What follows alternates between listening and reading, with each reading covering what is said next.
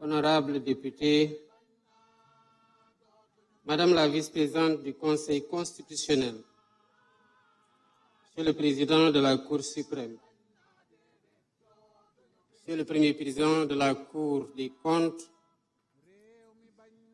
Monsieur le premier président de la Cour d'appel de Dakar, Monsieur le président de la Commission électorale nationale autonome, Monsieur le président du Conseil national de régulation de l'audiovisuel,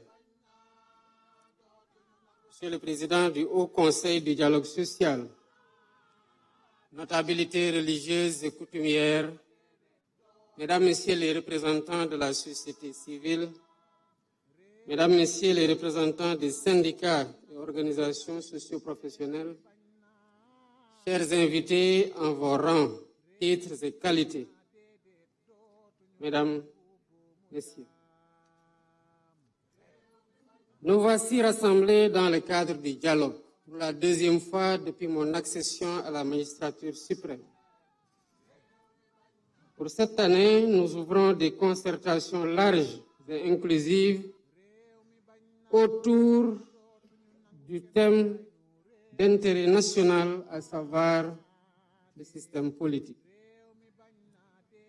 En assistant à cette belle rencontre qui nous réunit, qui réunit toutes les forces vives de la nation, nous répondons à l'injonction du respect de la date codifiée dans le calendrier républicain. Ce dialogue en temps de paix nous enracine davantage dans la tradition continue de concertation et de préservation d'une paix sociale qu'il nous incombe de construire en permanence. Mesdames, Messieurs, l'implication de toutes les sensibilités de notre société dans la gouvernance institutionnelle de l'État, et s'il en était encore besoin, une preuve de la rupture systémique qui traverse aujourd'hui toute l'action publique. Ma conviction profonde est qu'au-delà des acteurs politiques, lorsqu'il s'agit de se projeter dans le temps long des réformes qui façonnent notre système politique, toute la société a voix au chapitre. Ainsi devons-nous définir par la quête du consensus et par les délibérations collectives la charpente institutionnelle et normative qui préfigure la vie de notre société politique. C'est toute la vertu d'un dialogue organisé en temps de paix. Non pas donc pour juguler une tension sociopolitique stressante pour toute la collectivité, mais pour écrire ensemble des pages encore plus belles de notre récit politique national. Mesdames, Messieurs, l'expression « le Sénégal est un pays de dialogue » n'est pas le fruit du hasard. Nous la devons à un héritage consolidant de Pencho et de Disso, à une conscience politique mûrie par l'histoire, à une culture de la pondérance héritée de nos devanciers. Notre responsabilité, c'est de préserver cet héritage et de le transmettre intact. Au demeurant, nous devons nous garder de l'immobilisme ou du statu quo. Nous devons interroger régulièrement les dynamiques sociétales dans notre cher pays.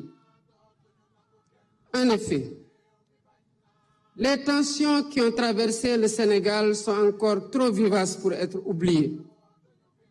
Des vies ont été fauchées. Des familles pleurent encore leurs morts. Des blessures morales attendent d'être pensées. En ma qualité de président de la République, je m'incline avec respect devant la mémoire de toutes les victimes qui, de l'indépendance à nos jours, jalonnent le douloureux chemin de notre marche vers une démocratie achevée. J'exprime à leurs familles, à leurs amis et à leurs compagnons de lutte la solidarité de la nation.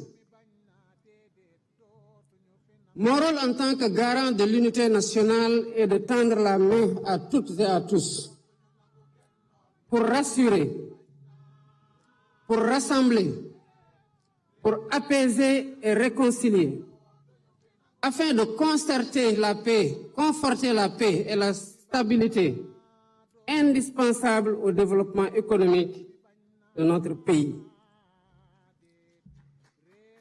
Dans cette dynamique, le gouvernement assumera la plénitude de sa mission. L'opposition sera respectée et exercera librement ses droits dans le respect de la loi. Mesdames, Messieurs, l'histoire politique récente de notre pays nous commande de réformer pour la postérité. Réformer pour renforcer les acquis démocratiques et garantir davantage la stabilité de nos institutions. Réformer pour expurger de notre système électoral tous les germes de dissension, notamment entre pouvoir et opposition. Aujourd'hui, notre démocratie ne saurait faire davantage l'économie d'une réflexion sur la rationalisation du calendrier électoral, la création d'une commission électorale nationale indépendante, le fonctionnement des organes chargés de l'organisation des élections, l'accès au fichier électoral et sa gestion, la rationalisation des partis politiques et leur financement, le rôle de la justice dans le processus électoral, la dématérialisation du processus électoral, le statut de l'opposition qui doit avoir un contenu réel, l'inscription automatique des primo-votants, la durée des campagnes électorales ou encore les modalités du parrainage, entre autres. Ces concertations, heureusement organisées en dehors de toute échéance électorale, nous offrent une opportunité unique de réfléchir avec sérénité et lucidité sur l'avenir de notre système politique. Ensemble, nous avons la responsabilité de repenser nos institutions en nous appuyant sur les principes fondamentaux de la démocratie, le respect des libertés individuelles et collectives, ainsi que sur les réformes constitutionnelles et législatives indispensables. Les Sénégalaises et les Sénégalais ont eu l'opportunité de contribuer activement à cette réflexion en soumettant plus de 13 000 propositions sur la plateforme Djubanti, lancée seulement le 9 mai 2025. Cela veut dire qu'au-delà de la forte attente de nos compatriotes quant aux résultats de ces assises, cet engouement traduit un encouragement pour tous les participants et un appel pressant au sens des responsabilités afin d'arriver à des consensus forts et productifs. Le peuple sénégalais vous observe. Mesdames, Messieurs, je voudrais à cet instant solennel adresser mes vives félicitations au facilitateur général du dialogue national, le docteur Cheikh Gueye, pour avoir accepté de conduire les travaux. Monsieur le facilitateur général, votre intégrité reconnue et votre attachement indéfectible aux valeurs républicaines seront, j'en suis convaincu, des gages de réussite de ce processus. Je tiens également à saluer avec respect et gratitude l'ensemble des acteurs qui ont répondu à l'appel du dialogue. Votre présence ici aujourd'hui témoigne de votre attachement à la République, à la paix civile et à la grandeur de notre démocratie.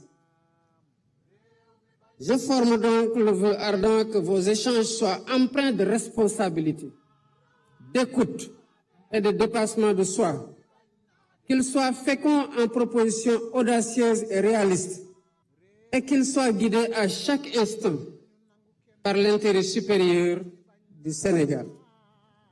Sur ce, Fort de notre engagement commun et de mon attachement indéfectible aux valeurs démocratiques et à la cohésion nationale, je déclare ouverts les travaux du dialogue national sur le système politique. Que Dieu bénisse le Sénégal. Je vous remercie de votre aimable attention.